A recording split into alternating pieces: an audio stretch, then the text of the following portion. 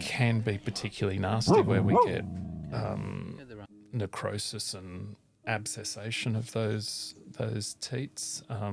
And I suppose best practice is daily changing of bedding. So we've got clean bedding.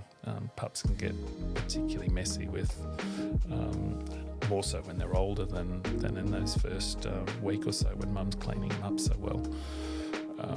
But reducing any source of fecal matter and clean bedding is probably the most important. Mastitis is difficult because I don't think there's any sort of set rhyme or reason why it happens.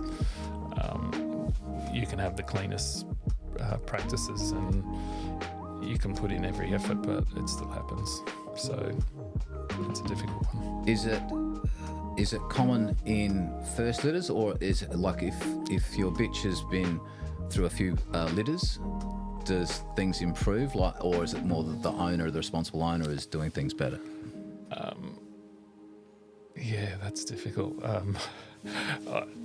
Have you had much experience with mastitis yourself? Yeah, look, we've had a couple of nasty mastitises, and generally they're treated with antibiotics and heat packs and sort of milking out those teats, but some aren't responsive to certain antibiotics, which we can leave the puppies on, and they need to go on a strong antibiotic, and then the puppy's got to be weaned, so that can be really difficult when the pups are 1 or 2 weeks old and they're being hand-fed, and that's another level of care, required by the owner, because if you've got a large litter of 10 or 12 puppies and you're hand feeding everything every 2 hours, by the time you get through, you're starting again. Sometimes you might be waiting 4 or 5 hours for that cesarean, which can be critical in the survival of those pups.